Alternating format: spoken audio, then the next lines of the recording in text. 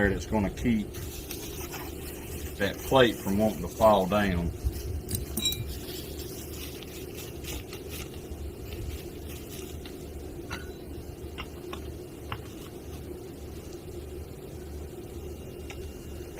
And the key is to kind of keep all those clutch plates in their grooves. That may be good enough, so we'll see how that works. And I'll just go ahead and back 2 of them across from each other all the way out. Then work these other 2 out a little bit at a time.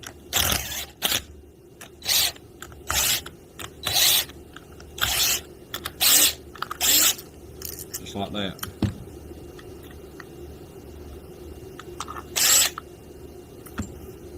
Pull that out. Take the springs out. We've got our stage 1 springs here. They're stiffer than those factory springs. So we're just going to set our plate right back on there.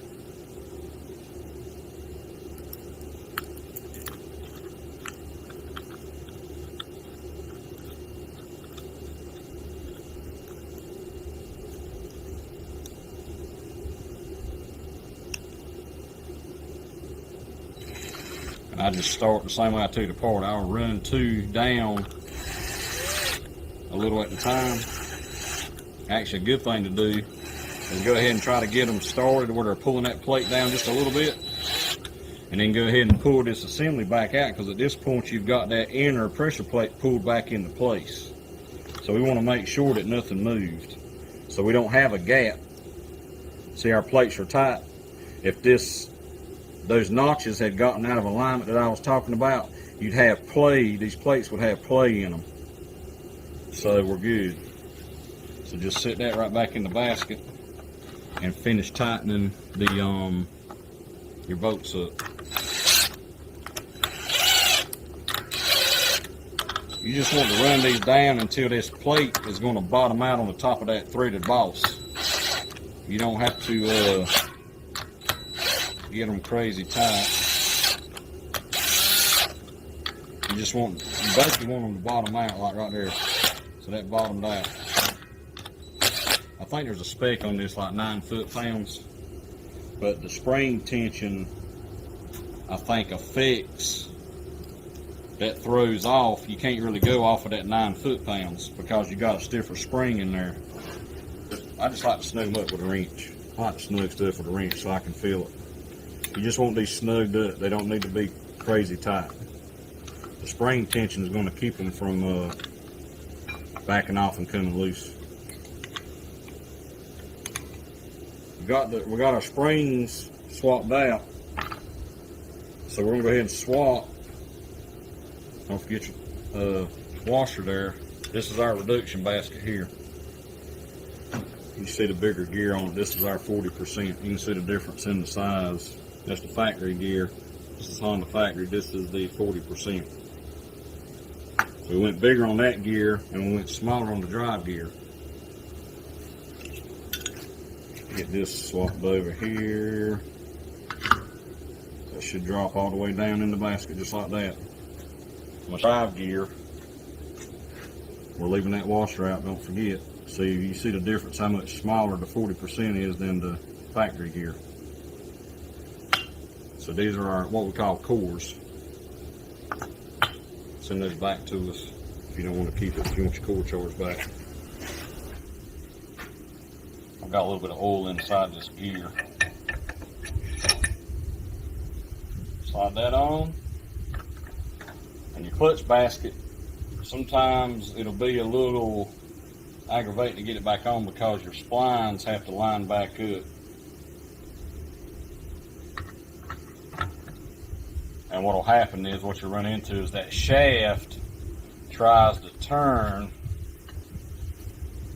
You can put it in gear and keep that shaft from turning, but most of the time what I'll do is I'll just kind of keep pulling it back off and I'll rotate it. Basically, you got to get those splines to line back up. There it went.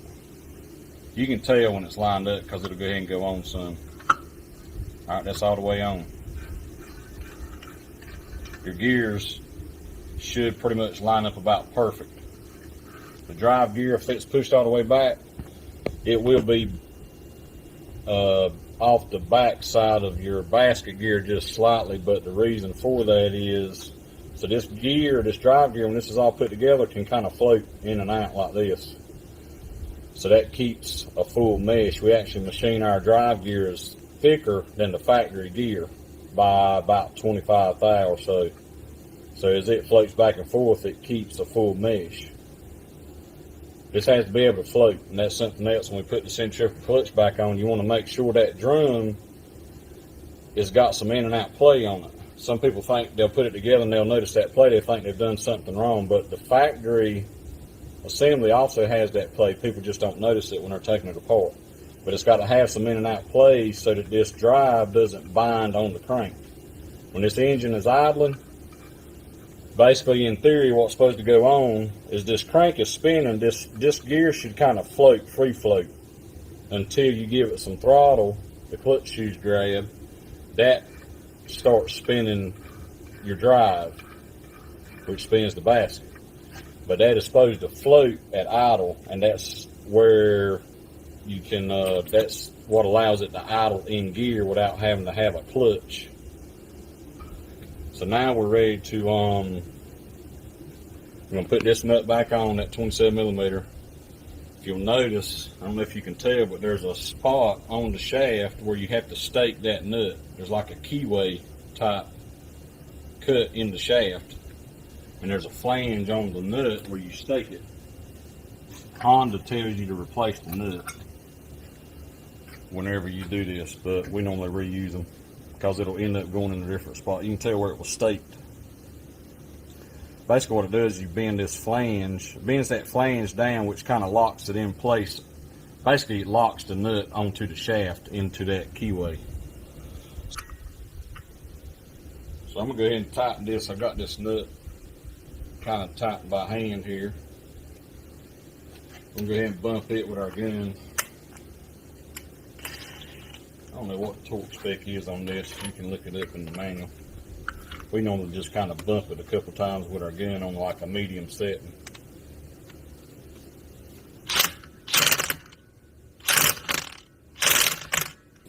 You've almost got to have, I've got a punch here that I've bent so I can get behind this plate like this, kind of at an angle. You just want to kind of knock that flange down into that keyway on that shaft. That's all you want to do. Just like that. So it's down into that keyway. That nut can't come loose. So now we're going to do the centrifugal clutch the same way. Alright, if you want to check your clutch for wear, you just pull this out. There's grooves in these shoes. You can see these grooves? Those are like wear grooves. Basically, if it gets worn to where those grooves are kind of gone, you don't see the grooves, that means you need to replace the shoes. Or if you've been running a big tire without a reduction, normally these will be black. They'll be real black. And what happens is it works just kind of like a brake pad does. It gets glazed over, which is going to cause it to slip and not grab. These actually look real good. So if he's been running big tires, he hasn't run them much or hasn't had it in a bind yet. So all this looks real good. There's no groove in the drum. You can see, you know, the rings from the shoes, but there's no groove in there that I can feel. You can check your one-way bearing. You want to make sure this acts like the inner race on your one-way bearing. This is the that backing plate that your shoes are fitted to. This is actually acting like the inner race for your one-way bearing that's in here. So this bearing can come out and pull it out, but it has to go a certain way, and it has out road on the side that faces out, which is toward the front of the machine. You want to make sure that goes in. It says outside right there. You want to make sure it goes in the same way it comes out, because if you put this in here backwards, it's going to reverse how it works. And what's going to happen is as soon as you put it in the gear, the machine's going to start trying to move without any throttle, which is not good. So you'll have to go back in it and fix it. Make sure you don't have any flats on those rollers, and look at your drum in there is acting like the outer race for this bearing. So this is basically a bearing without races. So make sure there's no flat spots, because if you got some flat spots, or if you notice your machine is kind of coasting like it's in neutral when you let out the throttle, if you're going, you know, with some speed, probably what's going on is this one-way bearing has worn. This is where you get your engine braking from. That's the purpose of this. So all that looks good. I'm gonna put it back like it come out, where you can read outside. So outside means facing the outside toward the front. You have to kind of spin this to get it to go back in there. So how this should work is it should freewheel one way and it should lock the other way. See, it freewheels this way and locks the other way. So that engages when you let out the throttle, that locks it up and gives you your engine brake. So we're going to get those splines lined back up, kind of bump it on. Okay, a lot of people mess up right here. They'll put their nut on and they'll try to use the nut to pull this clutch assembly back onto the crankshaft. That's not the correct way to do it. You need to seat the clutch with a mallet or something back onto the crank before you tighten the nut. It's not designed, you can't actually strip that nut out. Or what can happen is, if you're going by the specs in the manual, it calls for a torque spec. Here you can actually, if you're trying to use the nut to tighten the clutch back into place, you can actually reach the torque spec before it pulls this clutch assembly back far enough, and you'll have a lot of play in and out. See, that's way too much play, because the clutch is not all the way back. So what I do is I take that 27mm socket, just use something so you make sure you're not going to damage the threads on the crank, and you're not going to damage the threads where the puller goes. Basically, you want a socket that's in between. That 27 works good. And if you'll listen, if you know what to listen for, you'll hear this thing as you tap it into place. You'll hear it when it bottoms out. Basically what you're doing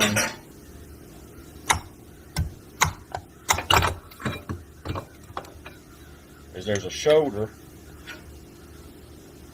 I don't know if you can see it. There's a shoulder right here on the crankshaft behind these splines.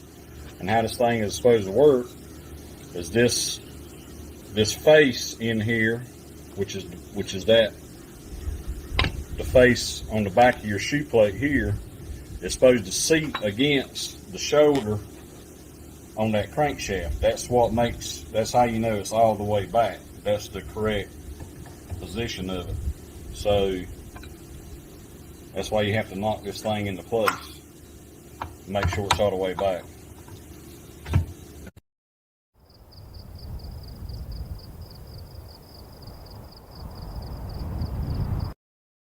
See if we can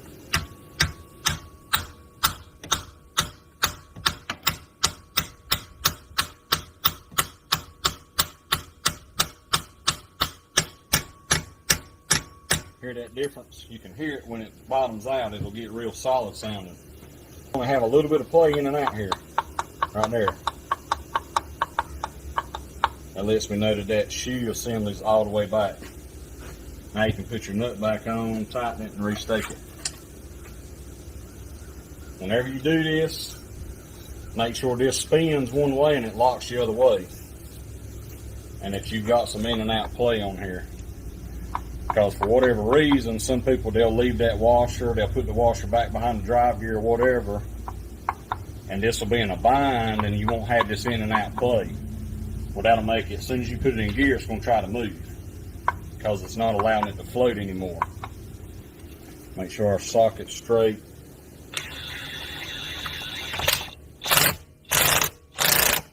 That's all you want to do. That's plenty tight right there. It's got a press fit on those splines, so it's not really going to be able to come loose anyway. And when you put the cover in place, there's a bearing in the cover that the end of the crankshaft fits into. So even if your nut comes loose, it can't really come off or fall down in the engine or anything like that. So now we're going to restake that crank nut, and you'll have to kind of turn the engine over to get it where it needs to be.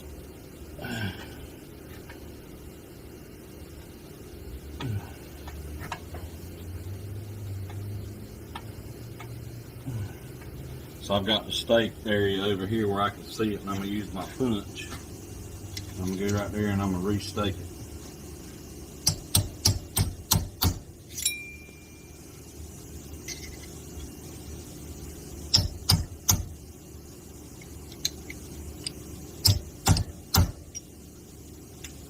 Just like that.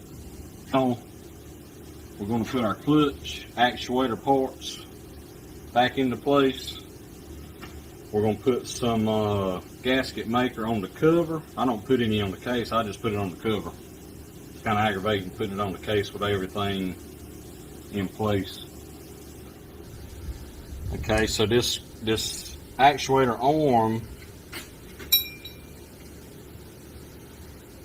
the shift shaft is splined, and there's splines inside of this arm, and it's keyed where it can only go on a certain way, but now you can force it on the wrong spot. So the trick to this is, what I like to do is I'll pick this shifter up. Most times the shifter is basically in line with the top of your foot peg right here, so see how it's down a little bit. So I'm going to kind of pick it up to where it's in line with the top of my foot peg, about like that. And then this arm, when it's in place correctly, it should line up directly center of the basket. It shouldn't be off one way or the other. It should come up directly through the center line of that basket. And it should just fall right into place on the shaft if it's on the right spline or keyed like it's supposed to be, the right indexing. And you may have to kind of play with it to find the right spot. Right there, see, it just fell right on. I had to kind of pick my shifter up above the foot peg, but that's just a little trick. And there's a tang on here. That tang is supposed to go between the two spring legs back here. That's on there's a pin, and basically this tang needs to go in between that spring. If you don't put this stuff back together right, it's not going to shift correctly. It's going to shift one way or the other, or not shift at all, or it's going to do something weird. All this has to go back just like it comes apart. So that's all the way back. See, our arm is running up directly center of the basket. Now you want to take this piece and you're going to set this back in the basket, just like you took it apart. These things are always kind of tight. You may have to take a hammer and tap it in there. They've got a snug fit to them. Okay, I got it to go with my hand. And that fits in there. That saddle is just going to kind of sit on that roller. And that's how that thing works. When you shift it up or down, it pivots one way or the other. Alright. So now basically this is ready for the cover to go back in place at this point. So we're going to put Permatex on our cover and get it ready to go back on. Putting our gasket maker on our cover. We cleaned this with brake cleaner. I like that red, the CRC is what I prefer to use. Main thing is make sure you got all the old gasket maker off. You can tell. You can see the gasket maker on the surface, so you can kind of tell when you've got it all off. This stuff here, it doesn't take just a thin coat of this is all you want. This stuff that we use is kind of runny, but it sits up real fast. As soon as you can get all this bolted back together, you can crank it up and run it. It's kind of runny, so you don't have to use a lot of it. You just want a thin, even coat. Just make sure you don't miss any spots as far as from the inside to the outside. Go all the way around your bolt hose. Don't go around just the outside. You want to go all the way around your bolt hose. Just a thin coat like that is all you want. Got the oil seal out. We're not going to put the new one in until we get the cover back in place. Because if you try to put the seal in first and put the cover on, you can actually damage that new seal. It'll pull the spring out of the inside of it. Then you've got to take the cover back off. So we're showing you pretty much the best way to do everything. Alright, so that's ready to go back on. The only other thing you got to make sure of when you do this, okay, this is your water pump drive shaft. That drives off a pin inside of the camshaft.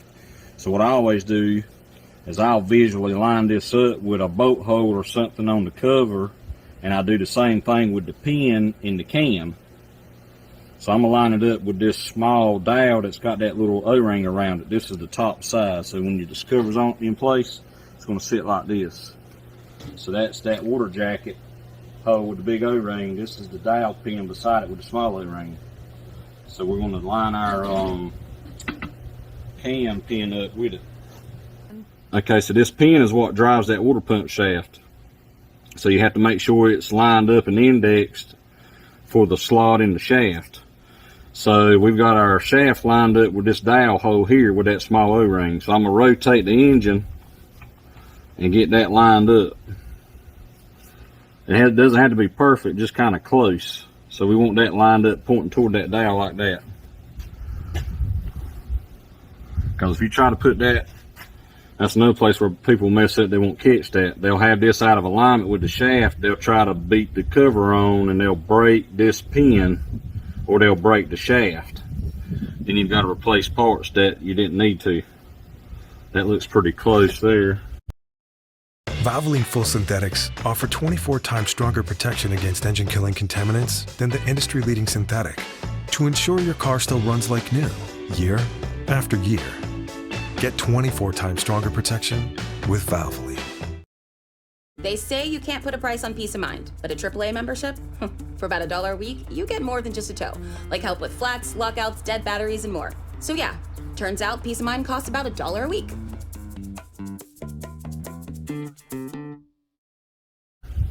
Okay, we've got everything clean. We've got our gasket maker on the cover. Just, I always like to double check right here before I put the cover back on. Make sure you don't have any oil dripping off this area. If you do, spray some brake cleaner off and wipe it off good. That'll mess up your seal. And I just feel like I've got more room. I guess because of this water pump area, it seems like it's more aggravating to take the cover off from the left side than it is taking it off the right side. It's easier if you've got two people to put this cover back on, but best thing I can tell you is you just kind of try to line it up by eye how it needs to sit. Kind of like that. You'll have to kind of play with it. They never just fall right on. And the cover, when you get it on and it's on right and everything's lined up, it should just go right on just like that. You shouldn't have to beat it on or knock it on or nothing. You may notice just a little gap in there before you get the bolts in it, but that's because of the O-rings holding it off. But if you've got like an 1/8 inch gap or something, there's something in there not right.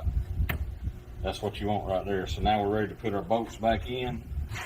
I'm gonna run them up with the gun and the flex extension, snug them up, then I'm gonna go back with my 10mm wrench and tighten them by hand, just snug them good. Okay, we got our cover back on, we've got all our bolts back in place. I do want to mention that on this, the way they designed it, your alignment dowels still run the same length bolts as the rest of these bolts. The only two that's different length are the two over here by the oil filter housing. They're kind of real long. So those two are long, all the rest of these bolts are the same length. We've run them up with the gun and snugged them up, and I just like to come back with my wrench and just kind of snug them up with the wrench so I know that they're not over tightened. These probably have a torque spec of like 9 foot pounds or something. Check the manual if you're worried about that.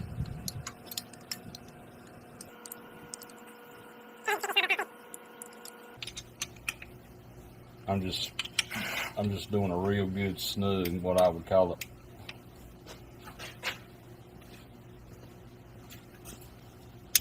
All right, all those are tight. So we've left our we left the seal out because it's easier to put this on. Well, basically all we're going to do is we're going to put this on, we're going to install it This allows you to be able to kind of work it over that shaft, that shoulder. So these shoulders can grab the inside lip of this seal. There's a spring in here. If you're not careful, if it grabs that lip of that seal and pulls it, it can pop that spring out of place, which is not good. So this allows you to, you can kind of put some oil. There's grease inside of the seal, so that's going to kind of give us some lubrication to put it in place. They come with grease in them, and you can kind of just tell if it's trying to pull. You'll kind of have to angle it and kind of work it over those shoulders. So at this point, I'm going into the cover. I'm over my shoulders, my grooves, so I'm not worried about those. Now I'm gonna get a deep well socket that fits this seal pretty good, and I'm gonna just knock it into place with my dead blow. Basically, I'm gonna use this deep well 27. It fits. It doesn't try to hit my shaft or anything. It's got plenty of room inside there, and it fits good on the seal.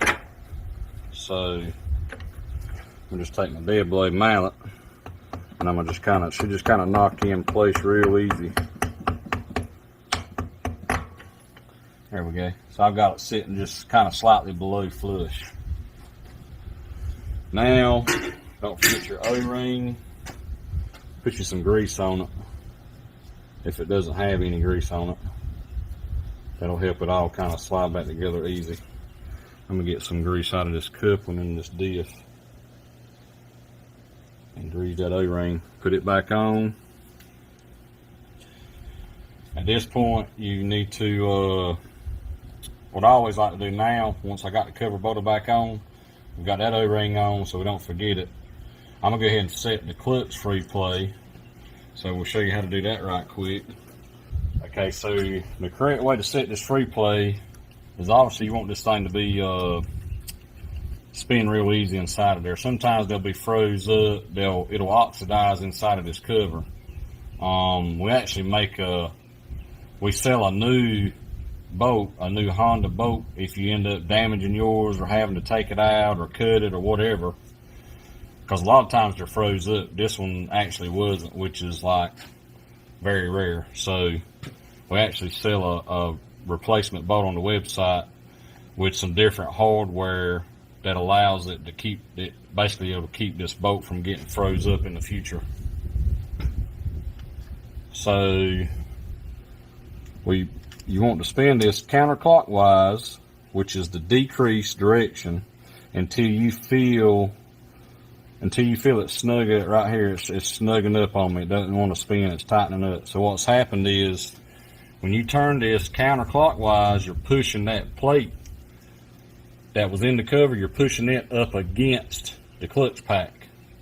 So you want it to snug up against the front of the clutch pack right there. And then I like to come off a half a turn. That's a half turn. And then lock that 14 millimeter nut back. And you don't have to get crazy with that, just snug it up. It just kind of keeps that stud from working loose and moving. You'll have to hold the screwdriver kind of in place and snug that nut up. That's the proper setting, half a turn. That'll keep your, if that is set too tight, it'll make the clutches slip in there and it can burn them up. And if it gets set too loose, way too loose, when you shift it, it can actually get that inner and outer pressure plate. It can actually get those out of alignment. And if it does that, you'll have to pull the cover back off to fix it. So you got to be real careful. It's something simple, but if it's not set correctly, it can cause a lot of headache. So we've got that. Now we're just going to hook our coolant lines back up. Don't forget to unclamp them. Put your drive shaft back in place. Basically, you're just going to do everything the opposite of how you took it apart. Make sure you got your drain plug in place. These foot shifts take 3 liters of oil to fill them up if you don't change the filter. So put 3 liters in there and check it. Your DCTs, which is the auto with the push button shift, take 4 liters. And the DCTs are similar. They're a different design, but it's a similar process as far as doing a primary reduction like what we've done here. that's pretty much it. Just do everything in reverse of how you took it apart at this point, and ride it, make sure we don't have any leaks. I always ride it and make sure everything is working and it's shifting through all the gears before I put all the floorboards and plastics back on. Make sure we don't have any leaks. Then you can put your floorboards and stuff back on.